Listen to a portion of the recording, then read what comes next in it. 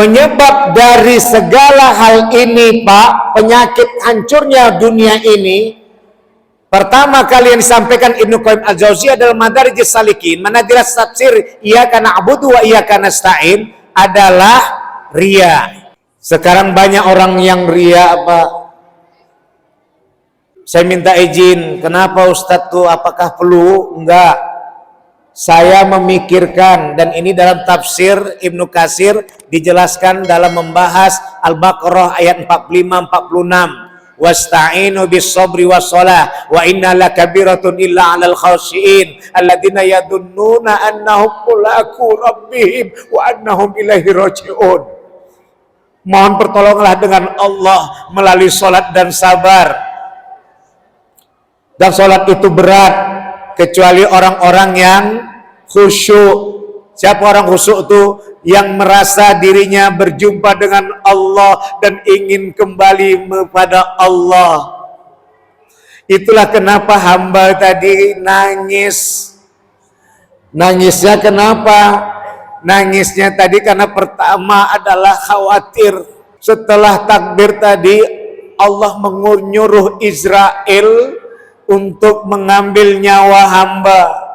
Perkaranya bukan matinya, Pak. Ketika takbir tadi kita diterima Allah enggak? Halo sahabat semuanya, salam giat. Berjumpa di channel Al.Andawi Andi.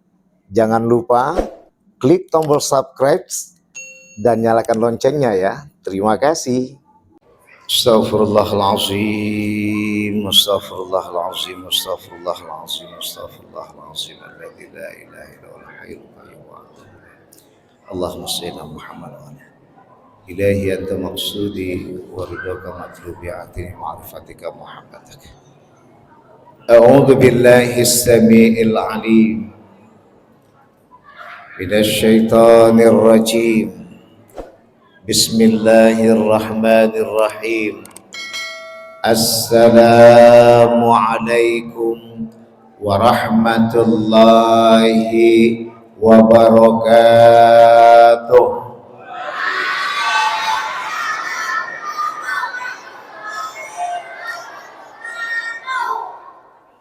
Sebelumnya saya minta izin, terutama buat bapak-bapak, ibu, tadi saya udah duduk di bawah.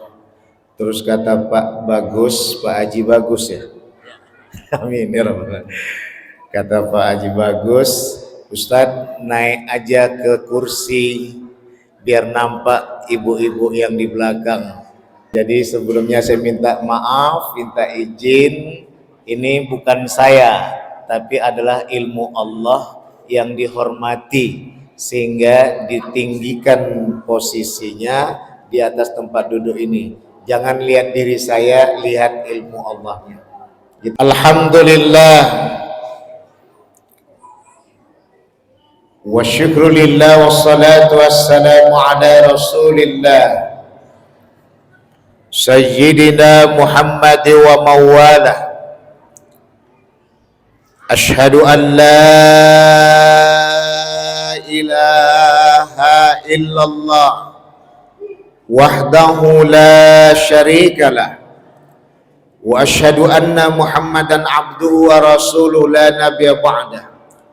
Rabbi israh li sadri wa yassir li amri wahlul 'uqdatam min lisani yafqahu qawli amma ba'd. Wa qala Allah ta'ala fi kitabil karim fi surati al-Isra kama quri'atil qari'anifan. Bismillahirrahmanirrahim. Subhanalladzi asra bi'abdihi laylan minal masjidil haram ilal masjidil aqsa alladzi barakna haulahu linuriyahu min ayatina innahu huwas samiul basir.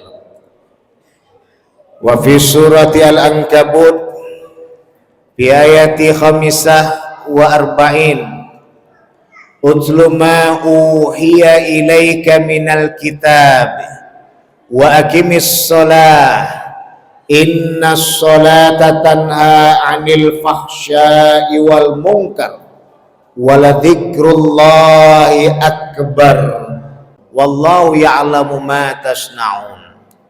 Sadaqallahul azim. Wa sadaqa rasulun nabiyil karim. Wa nahnu ala dhalika minasyahidin wasyakirin walhamdulillahi rabbil alamin. Illa fi afatina bi kulli madara sabqa tuhiruka inna syarad dawabi indallah sumul bukul ladzi la ya'qilun. Bapak-bapak, ibu-ibu, saudara-saudari sekalian yang dirahmati oleh Allah, terutama yang kami hormati Bapak pengurus BKM Masjid Tawakal Desa Sismayang, Kecamatan Sunggal, Kabupaten Deli Serdang, Provinsi Sumatera Utara, negara kita Republik Indonesia, negara kesatuan yang kita cinta. Dan yang kami hormati, kami sayangi adik-adik remaja masjid yang juga sekaligus selaku panitia lapangan yang dipercayakan oleh orang-orang tua kita, yang hari ini kita berada di tanggal 2 Sya'ban. Meskipun hitungan hijriahnya kalau sudah masuk nanti asar tepatnya maghrib adalah kita sudah terhitung tanggal 3 Sya'ban. Tapi karena kita tetap senadakan dengan miladiah, kalaupun ini tanggal 1 Februari dan 2 Sya'ban, tetap dihitunglah besok baru terhitung 3 Sya'bannya.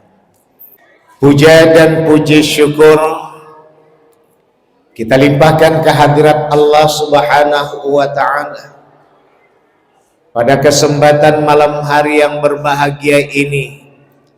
Allah perjumpakan kita semua di dalam memperingati hari besar Islam Isra wal Mi'raj, yang harus kita pahami ketika hadirnya Isra wal Mi'raj, Maulid Nabi, Nuzul Quran, ini merupakan sebuah madrasah,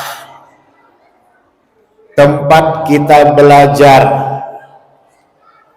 Kalau dulu di masa Rasulullah itu ada Rasulnya langsung, jadi nggak ada Maulid Nabi.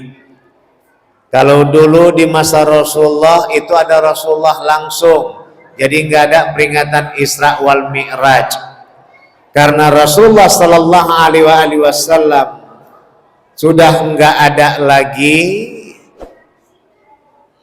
jadi kita untuk tetap mengenal beliau, mencintai beliau, memahami ajaran-ajaran beliau, menghayati segala yang beliau ajarkan kepada kita, maka inilah datang peringatan hari besar Islam adalah sejatinya menuntut ilmu tentang Isra wal Mi'raj.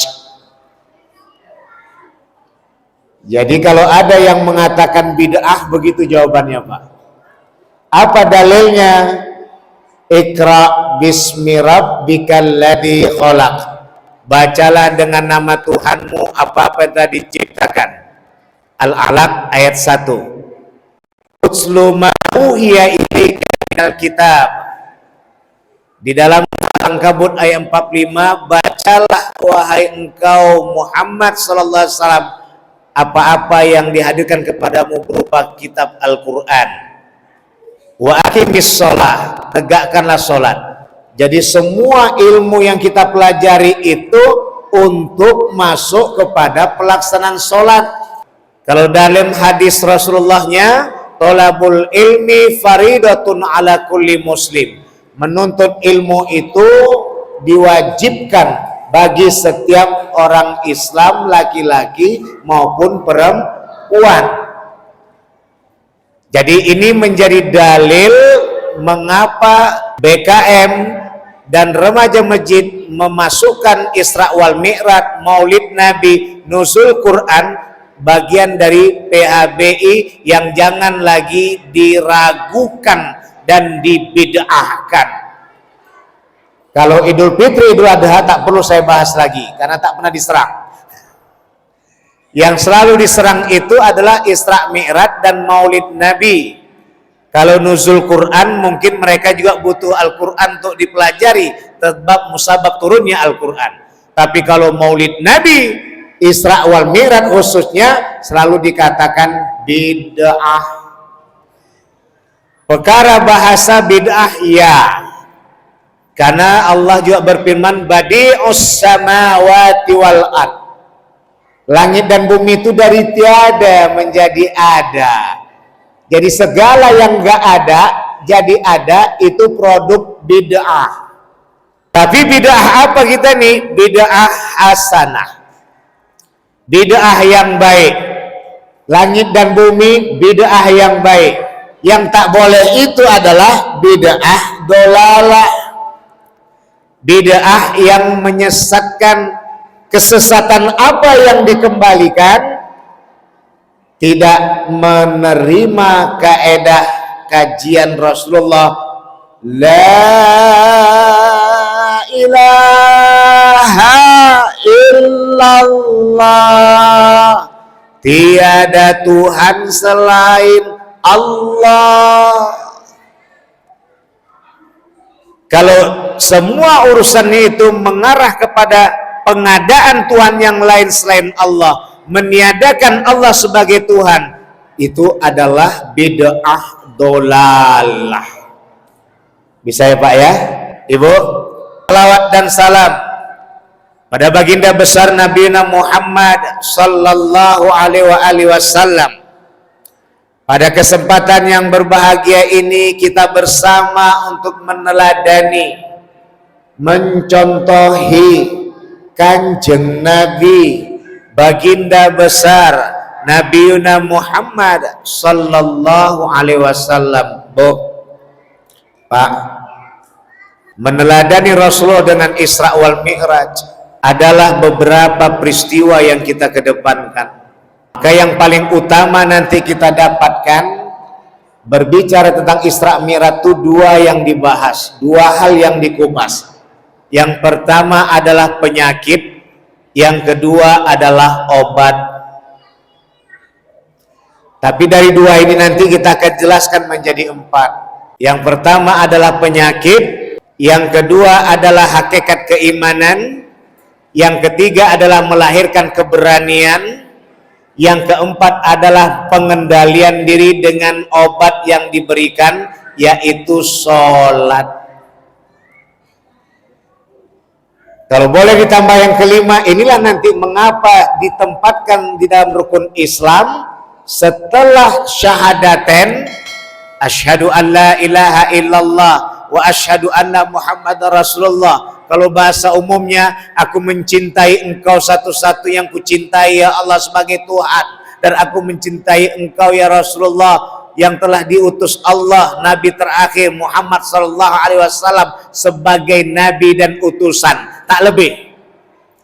Sebagus apapun Nabi Muhammad akhlaknya, semulia apapun Nabi Muhammad perilakunya, sepaten apapun pujian bagi dirinya, tetap Nabi Muhammad gak akan berubah menjadi Tuhan selain Allah hingga menjadi anak Tuhan, tidak.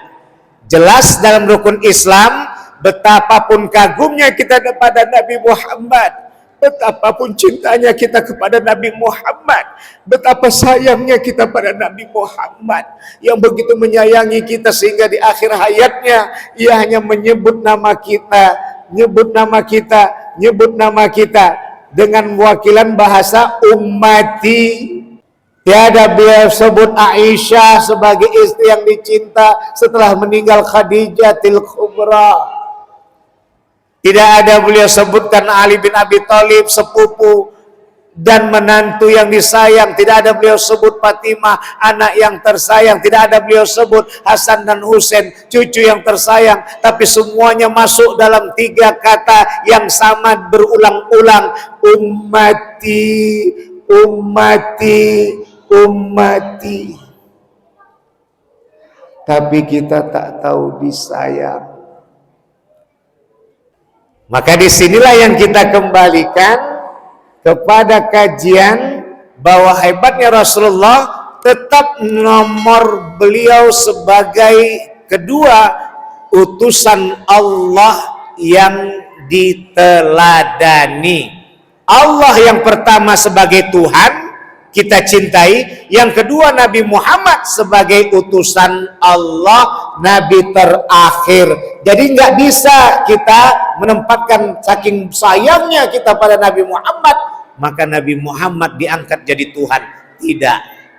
Kenapa kalau nggak diangkat Nabi Muhammad sebagai anak Tuhan saja Ustaz? Nggak ada kamusnya, karena akan masuk kepada pembatalan Abdul Dzikri. Fa'lam annahu la ilaha illallah, tiada Tuhan selain Allah. Maka untuk menjadikan orang yang mengakui dan mencintai Nabi Muhammad seutuh-utuhnya, mencintai Allah Subhanahu wa taala seutuh-utuhnya sebagai Tuhan, maka Nabi Muhammad SAW dijadikan sebagai makhluk hamba, Abdullah wa Rasuluh, utusan Allah. Maka beliaulah yang akan menjadi tauladan kita semuanya. Kepada siapa kita jadikan guru dan tauladan itu? Kepada siapa lagi kalau bukan kepada Kanjeng Nabi Muhammad sallallahu alaihi wasallam. Bapak dan Ibu yang dirahmati oleh Allah, anak-anak kami yang kami sayangi, berbicara tentang Isra wal Mi'raj adalah berbicara tentang keimanan. Berbicara tentang Isra wal Mi'raj adalah berbicara tentang keyakinan. Dan berbicara tentang Isra wal Mi'raj adalah berbicara tentang ketenangan, kenyamanan di dalam berkehidupan keseharian. Kalau nak bertanya, bagaimana Ustadz biar kami tenang hidup nih, biar nyaman hidup nih, biar mantap berkeyakinan nih, inilah dia kenapa diperingatkan Isra wal Mi'raj. Panitianya mau tahu Bapak siapa panitianya Ibu? Pertama kali panitianya itu adalah yang niatnya buruk, tapi nanti diperbaiki oleh panitia yang kedua niatnya baik. Panitia pertama Isra wal Mi'raj adalah Abu Jahal dan Abu Lahab. Sengaja mengumpulkan orang rame-rame agar mendengarkan kisah Isra wal Mi'raj Rasulullah, karena tak masuk akal perjalanan Isra wal Mi'raj dari Masjidil Haram ke Masjidil Aqsa itu 3 bulan pulang pergi waktu itu. Ditambah lagi Mi'raj ke langit, ke Sidratul Muntaha, nggak tahu lagi kita menghitungnya.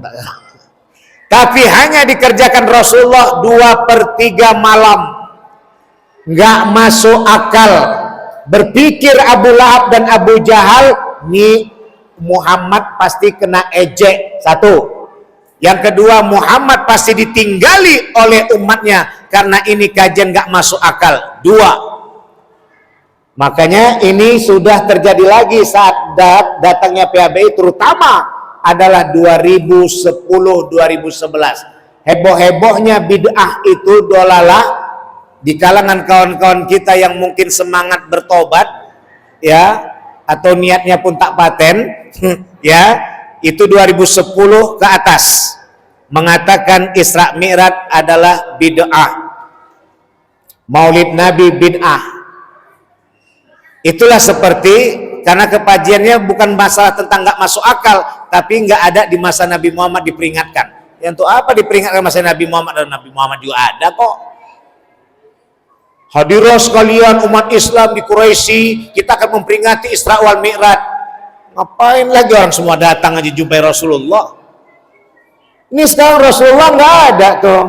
Yang ngerti Isra Mi'raj tuh mana ada yang kita bisa tahu, kecuali kita panggil ustaz yang mengerti secara akurat bagaimana kisah yang ditampilkan. Inilah peringatan Isra wal Mi'raj.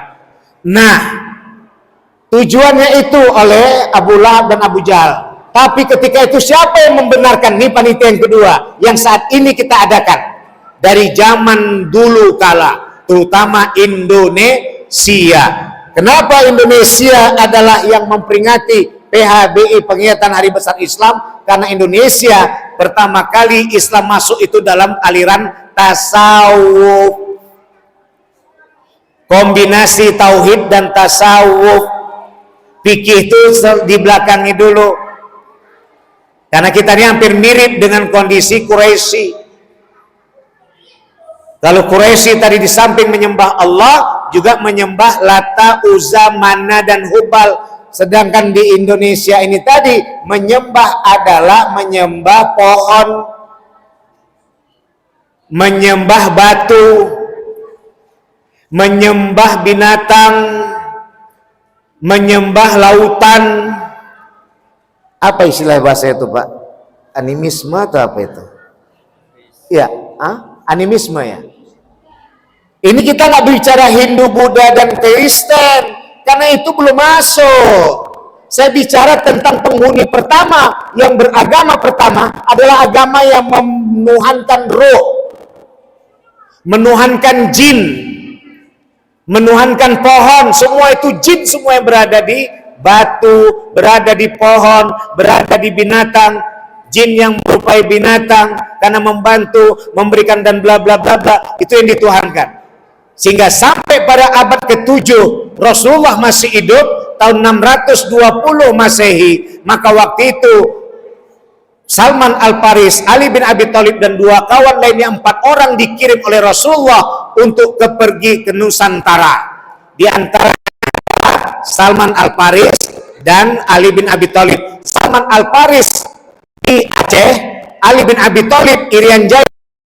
Ada 2 lagi temannya, saya lupa namanya, itu di Jawa Tengah, kemudian ada di Sumatera Barat, Padang. Inilah 4 daerah: Aceh, Sumatera Barat, Jawa Tengah mewakili, dan Irian Jaya, Papua. 620. Rasulullah masih ada tuh, masih ada. Isra Mi'raj belum mulai, belum ya. Kemudian di saat itu, ketika dalam hal ini perjalanan, di saat itu mereka nyampe 624, dan 4 orang tadi memang tidak ada waktu peristiwa Isra Mi'raj Nabi Muhammad. Di antaranya adalah Salman Faris dan Ali bin Abi Thalib. Karena 620, 621 setelah mereka nyampe di sini, Rasulullah di Isra dan Mi'rajkan. Tak tahu pun mereka kalau waktu itu Siti Khadijah meninggal, Abu Thalib meninggal, ayah dari Ali bin Abi Thalib. Mungkin dapat berita dari apalah gitu ya. Kemudian 624 inilah yang datang dalam kajian tasawuf dan kajian tauhid. Setelah itu barulah mereka pulang ke tanah suci Mekah. Barulah Rasulullah mengantarkan perintah untuk melakukan hijrah. Tadinya mau hijrah ke Nusantara, tapi mungkin perjalanan yang jauh dengan medan yang payah, akhirnya larilah ke Yastrib. Tapi ini yang alasan kedua. Alasan pertama adalah karena Yastriblah yang minta dalam Aqobah 1, Aqobah 2. Ini nanti kita ceritakan biasanya dalam peringatan Muharram, bukan Isra wal Mi'raj. Sudah Pak, Ibu? Barulah setelah itu datanglah berikutnya Hindu, datanglah Buddha. Hindu daerah Jawa, Buddha daerah Jambi, Palembang, Lampung. Makanya di Sumatera Barat pun juga banyak kuilnya. Kemudian barulah datanglah tadi bersamaan lagi tahun 700-an, bersamaan itulah tadi datang lagi utusan Sa'diin. Setelah sahabat barulah datang lagi ke sini, dan termasuklah di situ dari kalangan China, yang termasuklah yang di Surabaya. Nah, kita bukan cerita sejarah ini, itu di Muharram, nanti kapan-kapan kita ceritakan. Jadi Bapak dan Ibu yang dimuliakan oleh Allah, ini kita kembali kepada kaji, bahwa disinilah yang kita harus pahami bahwa Nabi Muhammad SAW saat itu sebelum menerima Isra wal Mi'raj dihadirkan oleh Allah kepada 2 hal, bahagia dan derita. Ini kita akan masuk pada kondisi yang saat ini. Sekarang kondisi secara umum, kondisi kita adalah bahagia dan derita. Bahagia dan tadi bisa mengarahkan kepada sombong. Derita tadi bisa mengarahkan kepada putus asa. Kapan? Ketika kita lupa pada Allah. Ini nanti kita jelaskan dalam penjelasan tentang sholat. Inilah yang menjadi penyakit. Nah, dikaitkan ke Rasulullah bagaimana Ustaz? Sebelum Isra wal Mi'raj, berita bahagianya adalah masuk lagi pasukan baru untuk masuk Islam. Dari mana? Dari bangsa jin. Di dalam kajian ini dijelaskan saat itu Nabi Muhammad bahagia karena bangsa jin membawa rombongannya menjumpai Rasulullah untuk mengatakan mereka masuk Islam. Setelah mereka mengakui Nabi Sulaiman sebagai Nabi Allah, terus sampai yang beriman tetap mengimani ajaran Nabi Sulaiman. Nabi-nabi yang lain tak mau tahu mereka. Sampai datang Nabi Muhammad baru mereka akuilah itu Nabi Allah, masuk Islam. Makanya di dalam Quran ada surat jin. Kenapa saya bongkar nih, Bu?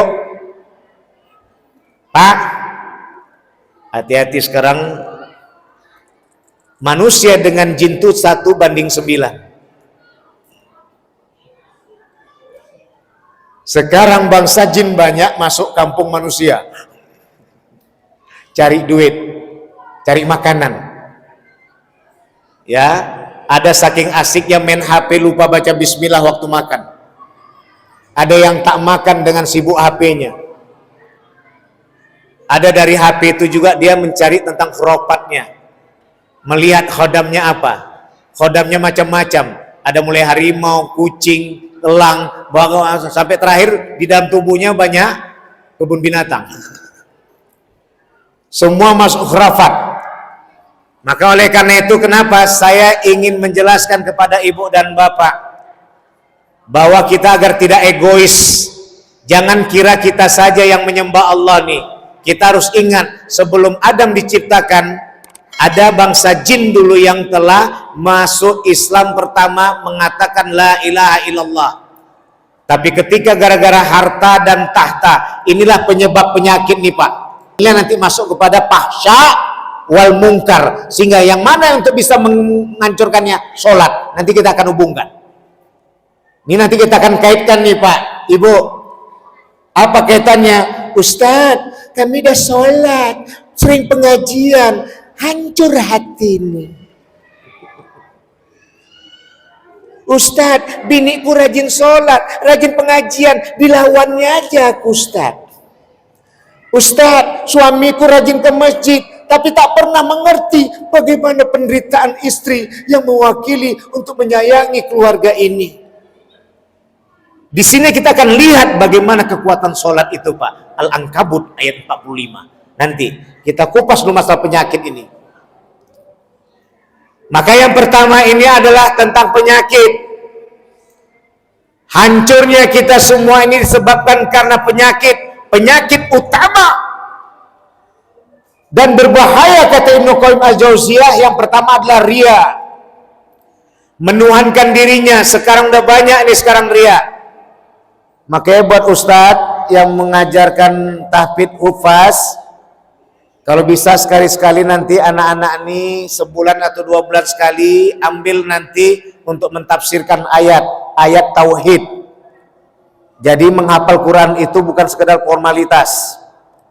Di samping hafal masuk kajian tauhidnya sehingga lahirlah adab. Kita hati-hati nih, jangan mentang-mentang hufaz kita lupa syarat imam. Di samping bila ada 2 orang yang bagus bacaannya, masuk yang kedua adalah yang jago memahami keislamannya. Kalau dua-dua jago memahami keislamannya, siapa yang lebih tua dari 2 orang itu? Sekarang nggak ada. Sekarang anak yang belum baligh pun karena dia hafiz Quran, nggak ngerti mungkin kajian isinya, disuruh jadi imam. Salah nggak? Ini kita meluruskan Pak Haji Bagus, bukan mengompori. Tidak. Karena Islam itu rahmatan lil alamin, pembawa damai alam semesta. Islam itu yang paling mulia. Inna dina indallahil Islam. Yang paling diterima oleh Allah di sisi Allah itu adalah Islam, agama yang benar. Yang ketiga adalah al-Islamu ya'lu wa la yu'la alaih. Islam itu tinggi, tiada yang menandingi ketinggiannya. Ini alhamdulillah masjid Tawakal dari masjid lama jadi masjid baru. Sekarang banyak masjid. Apalagi sekarang banyak orang yang banyak berduit. Ada masjid sebelahnya, dibangunnya lagi masjid di situ. Yang parahnya, masjid itu bukan milik masyarakat, tapi masjid itu masih punya yang punya masjid. Inilah kalau nggak bercakap sama Ustadz. Makanya Ustadz Sapriandi banyak minta masjid itu tak Ustadz terima. Kenapa? Ustadz tanggung jawab pada Allah. Meskipun amplopnya berapa ikat. Awak terima ikat itu di amplop, tapi awak digojok di dalam neraka. Ini nanti kita masuk kekuatan sholat. Bapak dan Ibu yang dimuliakan oleh Allah. Jadi ternyata penyebab dari penyakit hancurnya dunia ini, pertama kali yang disampaikan Ibnu Qayyim Al-Jauziyah dalam Madarijus Salikin, manadiras tafsir iyyaka na'budu wa iyyaka nasta'in, adalah riya. Sekarang banyak orang yang riya apa? Saya minta izin, kenapa Ustadz tuh, apakah perlu? Enggak. Saya memikirkan, dan ini dalam tafsir Ibnu Katsir dijelaskan dalam membahas Al-Baqarah ayat 45-46. Wasta'inu bis sabri was shalah wa inna lakabiratun illa 'alal khashiin alladziina yadunnuna annahum mulaqu rabbihim wa annahum ilaihi raji'un. Mohon pertolonganlah dengan Allah melalui salat dan sabar. Dan salat itu berat kecuali orang-orang yang khusyuk. Siapa orang khusyuk itu? Yang merasa dirinya berjumpa dengan Allah dan ingin kembali kepada Allah. Itulah kenapa hamba tadi nangis. Nangisnya tadi karena pertama adalah khawatir. Setelah takbir tadi, Allah menyuruh Israel untuk mengambil nyawa hamba. Perkaranya bukan matinya Pak, mati itu akan semua rasakan. Kullu nafsin dha'iqatul maut. Semua yang bernyawa akan mati. Perkaranya adalah ketika takbir tadi kita diterima Allah enggak? Apakah ada sombong di hati? Apakah ada menuhankan Tuhan yang lain selain Allah? Itu menjadi riya. Maka hati-hati. Ustadz mendukung 100% hafal Quran. Tapi Ustadz tak mendukung kalau hafal Quran menjadi riya dan tak beradab. Loh Pak, saya ngomong apa adanya Pak. Ini yang disebut dengan fahsya nanti.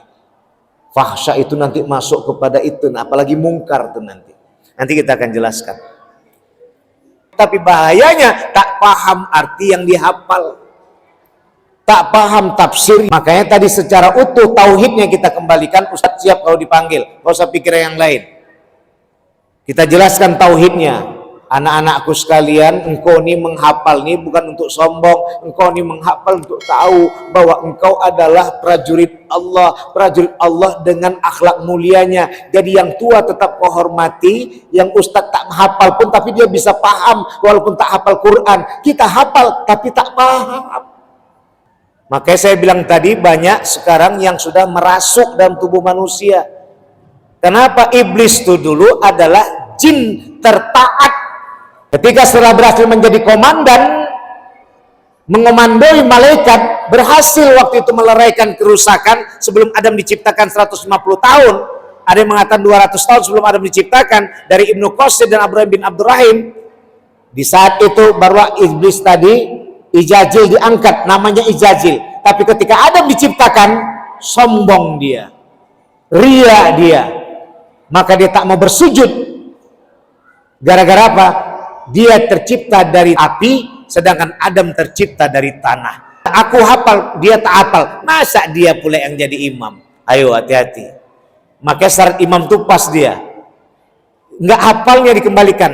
Bagus bacaannya. Yang pertama ini, yang kedua adalah sombong. Penyakit pertama ria, penyakit kedua sombong. Ini kata Ibnu Qayyim al-Jauziyah. Apa obat penyakit ria? Iyyaka na'budu. Itu tadi Pak. Saya membayangkan kalau Allah mengirim Israel, meninggal saya.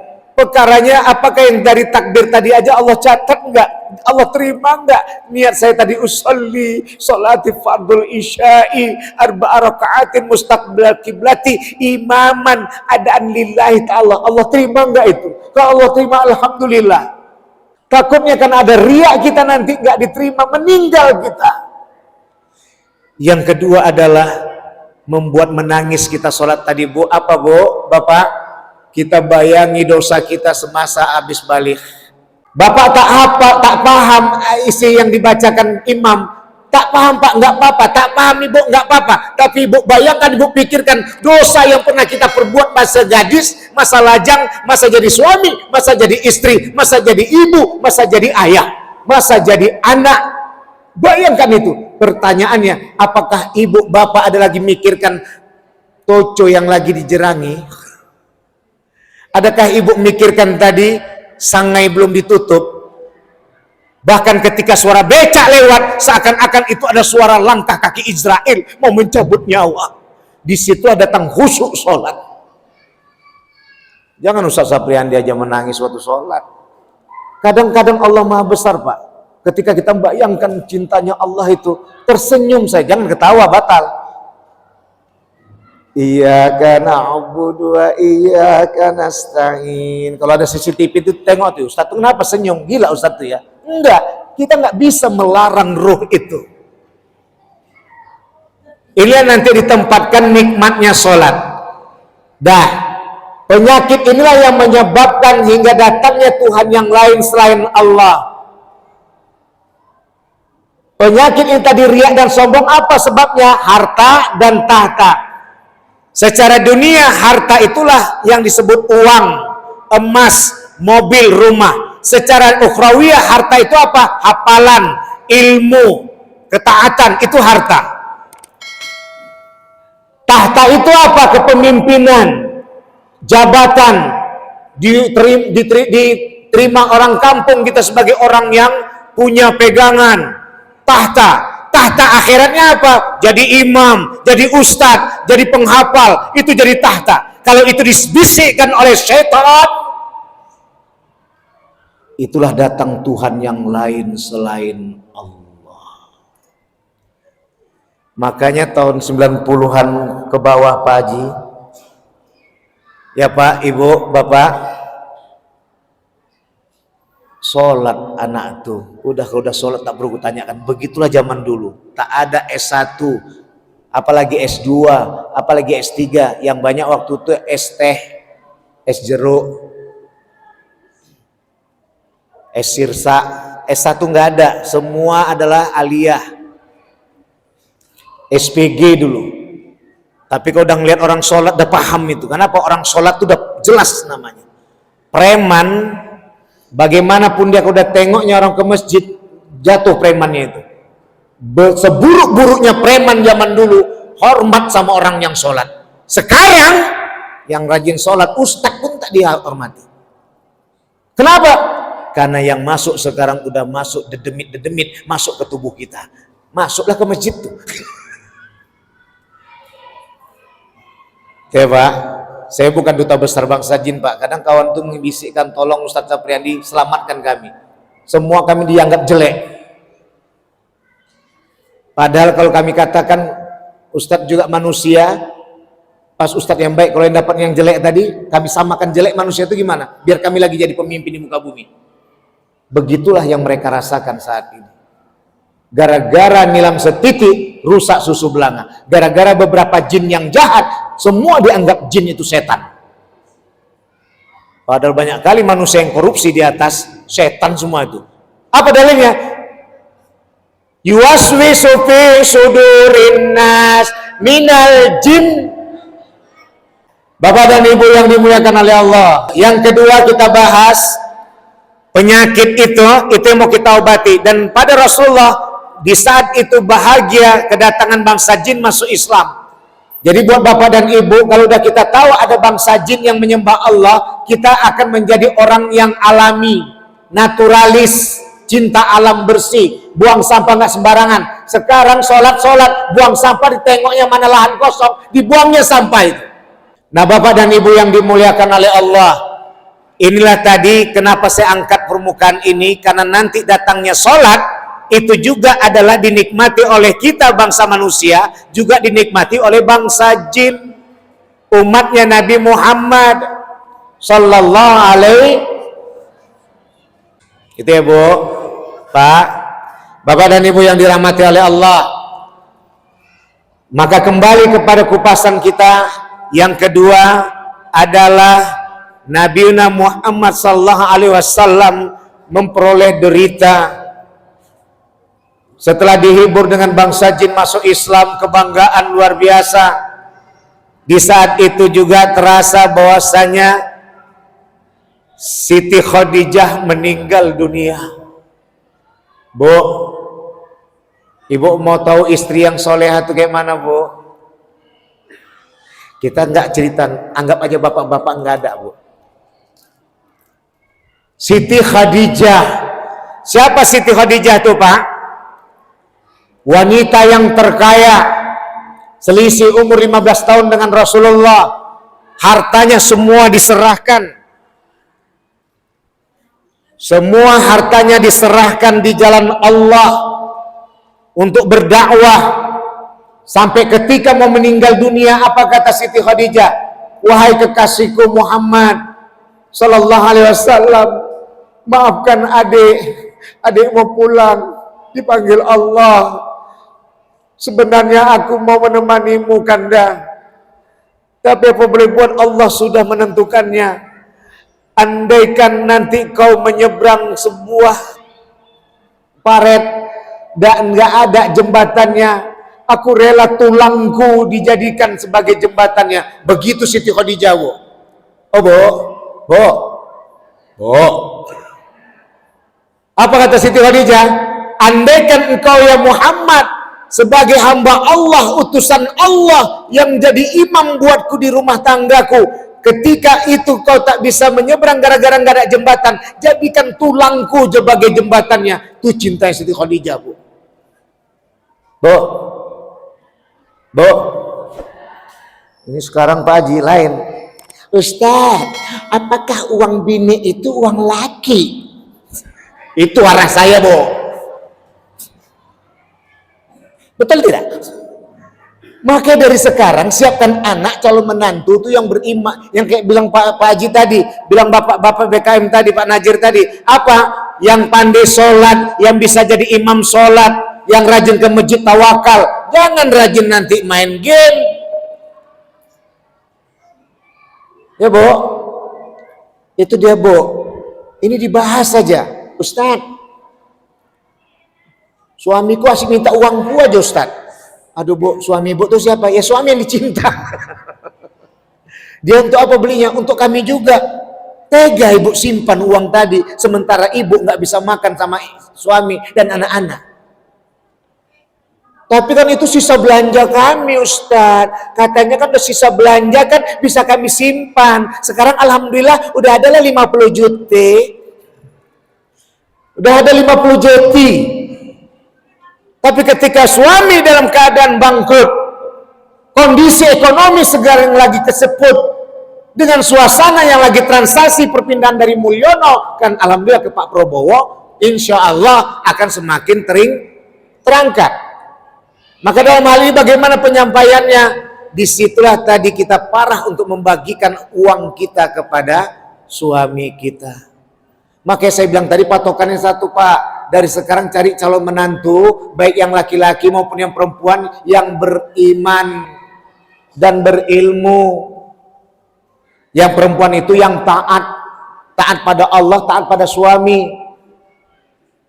Mama, ayah, memang dulu awak patuh sama mak dan ayah. Kan mak ayah yang jodohkan awak sama abang itu najir masjid, abang itu imam di masjid, abang itu orang ustadz. Sekarang dia memberikan ilmu yang banyak. Sementara mama ayah tadi ngajarkan yang salah. awak minta maaf mak kalau awak nggak dengarkan cakap mak dan ayah yang menyebabkan awak ada di muka bumi. Jadi awak nomor satu adalah mematuhi suami, dan itu adalah pilihan mama dengan orang yang soleh di muka bumi ini. Makanya salah awak tak mendengar cakap mak, salah awak patuh kepada suami, tak salah nak, kami yang salah. Kami sadar sekarang bahwasanya kami egois. Maka zaman dulu Pak, orang tua dulu itu dan mertua paling takut mengganggu rumah tangga anak dan menantunya. Anak sampai capek-capek ngajak tidur rumah pun tak mau juga dia. Kenapa? Takut dia. Salah gerak sikit bisa begaduh laki bini. Itu dia Bapak dan Ibu yang dimuliakan oleh Allah. Bapak dan Ibu yang dirahmati oleh Allah. Maka disinilah tadi meninggal Siti Khadijah, meninggal Abu Thalib sedih. Kesedihan inilah yang membuat hampa Rasulullah. Sehingga datanglah tadi peringatan Isra wal Mi'raj. Kapan? Pada tahun 620-621 Miladiyah. Tepatnya tahun ke-10 Rasulullah diangkat sebagai Nabi dan utusan Allah. Bapak dan Ibu yang dimuliakan oleh Allah, maka masuklah Mi'raj ke langit. Nggak bisa saya sampaikan semua nih Pak. Kalau nanti mau disampaikan semua nggak cukup kita 2 jam 3 jam. Nanti mau cerita bagaimana sejarahnya, tengok nanti di Sapriandi Facebook, itu ada yang semalam Isra Mi'raj bagian pertama. Ya, di Marendal. Ini kita masuk fokus ke sholatnya. Ketika Nabi Muhammad tadi ke Palestina, berjumpa dengan para nabi dan rasul lainnya, dari Nabi Isa sampai naik ke atas, semua jadi makmum Nabi Muhammad Sallallahu Alaihi Wasallam. Nabi Muhammad jadi imamnya. Kenapa? Karena Nabi Muhammad nanti mendapatkan 5 waktu dalam mi'rajnya. Itu pun gak kita bisa jabarkan. Ini sejarah panjang sekali. Dari 50 waktu Allah kasihkan ketika turun dari Sidratul Muntaha, balik lagi ke Makkah. Ya, waktu itu disetop, sebelumnya nyampe disetop oleh Nabi Musa. Maka akhirnya menjadi 5. 50 menjadi 5. Itu pun disuruh Nabi Musa, tak sanggup engkau ya Muhammad. Umatku yang paling tinggi, paling kuat, itulah Bani Israel tuh tak sanggup, 1 aja tak sanggup, apalagi engkau 5. Apa kata Nabi Muhammad? Malu kali awak Musa. Gak enak awak dari 50 jadi 5. Parah kali pula minta kurang lagi. Iya pula ya Mat ya, kata Nabi Musa alaihissalam. Ya kan? Dan 50 jadi 5. Kalau begitu wahai Wak Musa, aku percaya Allah akan memberikan pertolongan dan Allah pasti tahu dengan apa kemampuan kami. La yukallifullahu nafsan illa wus'aha. Allah tidak memberikan beban kepada seorang hamba sampai hamba tadi mampu. Banyak Pak cerita tentang sejarah ini. Kita langsung mi'raj ke langit. Ya, ketika Nabi Muhammad masuk ke langit Sidratul Muntaha, saya masukkan dulu kepada tahiyatnya dulu. Tadi udah kita bahas ya tentang khusyuk ya Pak.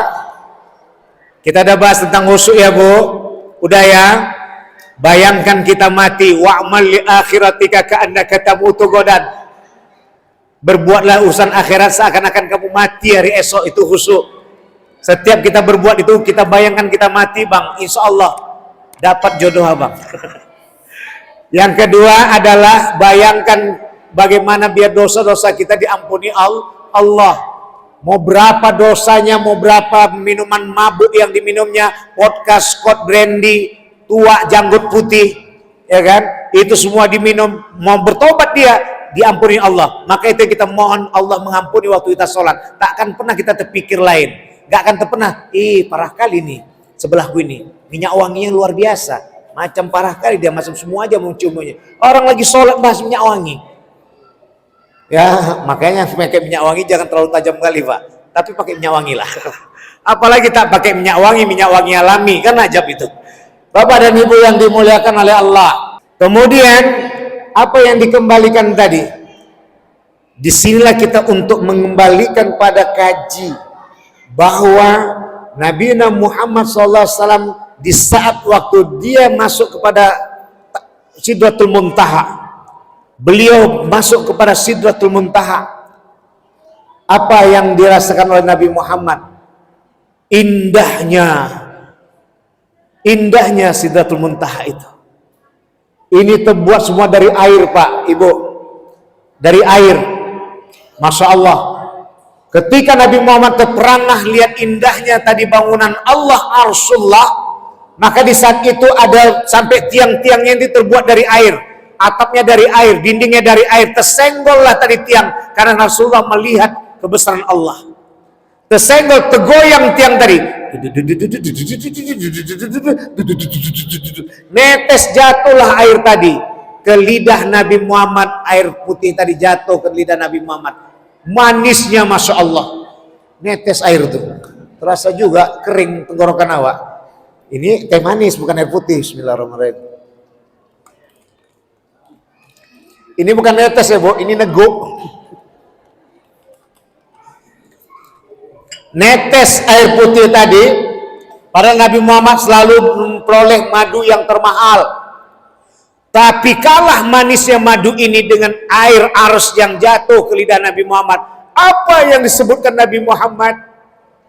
At-tahiyyatul mubarakatus sholawatut thayyibatul lillah. Penghormatan ta'zim yang dahsyat kepada Engkau ya Allah. Kenapa? Karena melihat mewahnya tadi bangunan tadi semua dari air. Kenapa air, Pak? Jadi arus itu artinya singgasana Allah. Yang dimaksud singgasana Allah itu hakikatnya adalah air. Sampai-sampai iblis pun, setan di sakratul maut dia nyadarkan di air,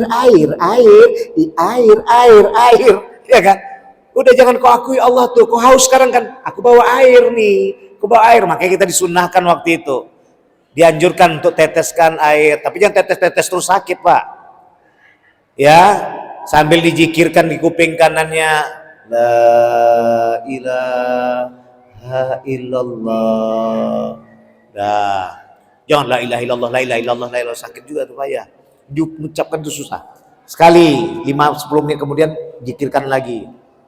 Teteskan air sedikit biar enggak bisa digoda oleh iblis laknatullah alaih.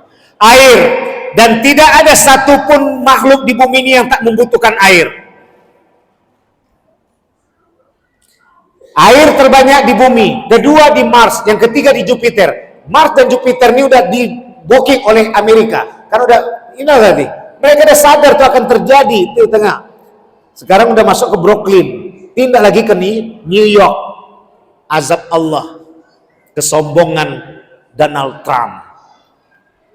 Bapak dan Ibu yang dirahmati oleh Allah, at-tahiyatul mubarakatus salatu thayyibatulillah. Allah melihat belum pernah dari Nabi Adam sampai Nabi Isa yang pernah menyebutkan kalimat tahrim ini, penghormatan ini, kecuali Nabi Muhammad. Enggak salah kuciptakan Muhammad ini sebagai penghimpun para nabi, kekasihku. Apa langsung Allah balas penghormatan Nabi Muhammad tadi? Assalamu alayka ayyuhan nabiyyu wa rahmatullahi wa barakatuh. Selamat atas engkau ya Muhammad, penghimpun para nabi, kasih sayang Allah bagimu, keberkahan Allah untukmu. Sombong Nabi Muhammad, Pak? Enggak sombong. Pertama tadi saya katakan, siapa yang sudah masuk tahiyat rasakan manisnya sholat. Dari mana dari manisnya sholat tadi Ustadz? Nggak melihat mudanya, Bu, nggak melihat tuanya, Bu. Siapapun dia sudah balik, rasakan itu tadi yang kita bahas tadi. Bayangkan kita mau mati. Kedua adalah bayangkan kita untuk mohon ampun pada Allah agar diampuni dosa-dosa kita. Khusyuk datang. Dapat manis tadi waktu tahiyat. Apalagi mengucapkan asyhadu alla ilaha illallah, asyhadu anna rasulullah. Kalau tidak kita dapat itu, rugi kita sholat. Apa kata Imran dan Ibnu Abbas? Mengatakan bahwa Rasulullah pernah berkata, man lam tanhahuhu sholatuhu, siapa yang tidak menjadikan sholat itu pencegah anil fahsya'i wal munkar, fahsya perbuatan merugikan diri sendiri, zina, mabuk, judi, merampok, itu semua merugikan diri sendiri. Tanha, siapa man lam tanhahu salatuhu anil fahsya'i wal munkar lam tajidhu minallahi illa bu'da. Siapa yang tidak menjadikan sholatnya sebagai pencegah perbuatan keji, fahsya, wal munkar, ingkar dengan perintah Allah gara-gara harta dan tahta, maka sholat yang didapatnya hanyalah membuat dia jauh dengan Allah. Paham Bu maksudnya Bu? Mana ya Allah, aku udah sholat tapi suamiku gak naik pangkat. Mana ya Allah, aku udah sholat suamiku gak panen-panen ladangnya. Mana ya Allah, suamiku udah sholat, kami udah sholat tahajud lagi, tapi jualan kami nggak pernah laku. Kenapa? Karena dia tidak mencegah perbuatan keji. Apa kekejiannya tadi? Ia dipengaruhi oleh harta dan tahta. Harusnya dia nikmati dengan sholat tadi, ia bisa mengendalikan situasi, ia tahu Allah menguji seberapa dahsyatnya aku untuk berdagang ini. Karena dagang itu ada triwulan, ada semesteran, ada tahunan, ada 6 tahunan. Sekarang Pak, nggak kayak zaman dulu. Kalau zaman dulu sampai buyut-buyutnya itu sama tukang bakso.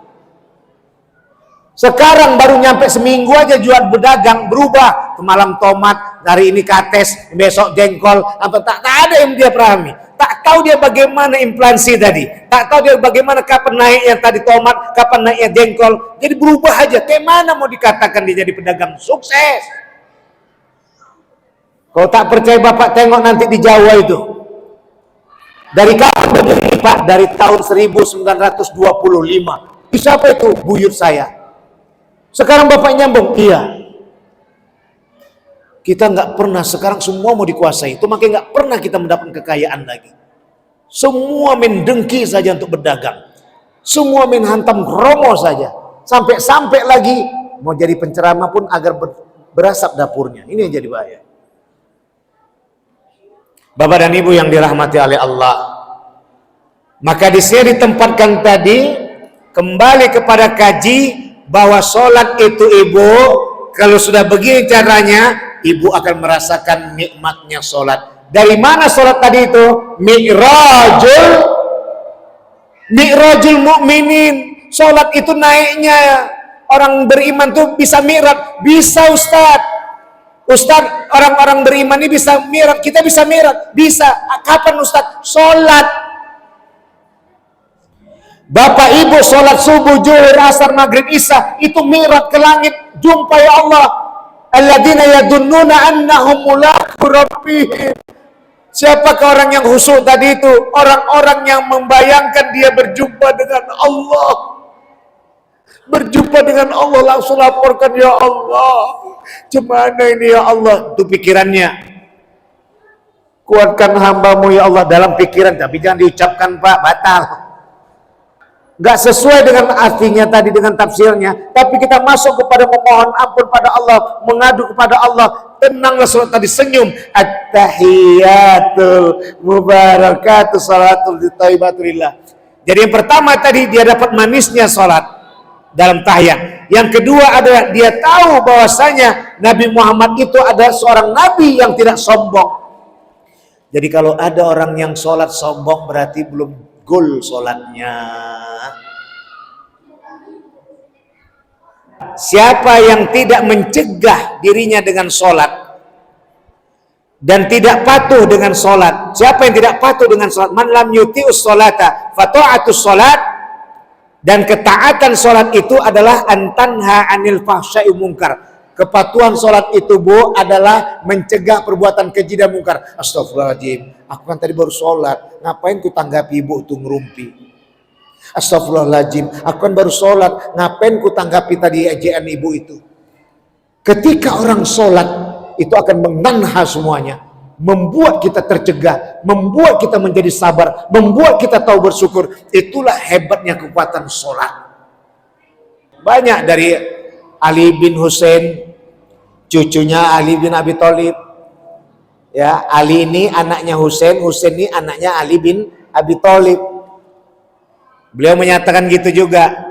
Siapa yang tidak mencegah, menjadikan sholat sebagai pencegah perbuatan keji dan mungkar, maka dia makin jauh dari Allah. Kenapa jauh dari Allah? Itu tadi saya bilang Ibu, percumalah aku sholat. Ngapain aku sholat? Gak pernah Allah kabulkan doaku. Padahal hakikat sholat itu mencegah perbuatan keji. Apa tadi keji tadi? Haus serakah dengan harta, haus serakah dengan tahta. Akhirnya dia mengejek orang dan menyakiti yang lainnya. Mungkar, akhirnya dia ingkar dengan agama itu. Tak perlu aku beragama, tak ada semua itu. Lupa dia bahwasanya dunia ini adalah terminal. Dunia ini kalau dalam bahasa saya kuburan.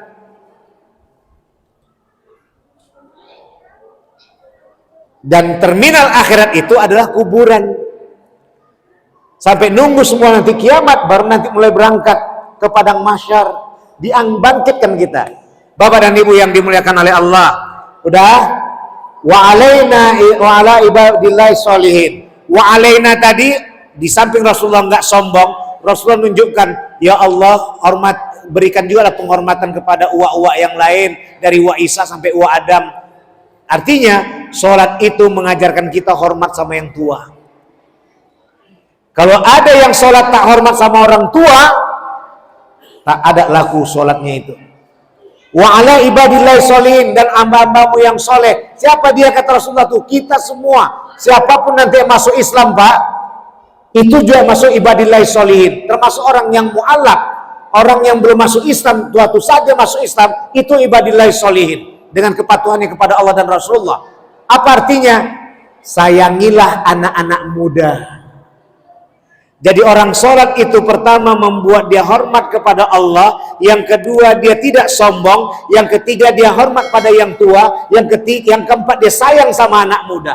Baru dia mengatakan dengan sungguhnya, asyhadu an la ilaha illallah. Kenapa 4 kali terbentuk? Karena bersaksi tiada Tuhan selain Allah.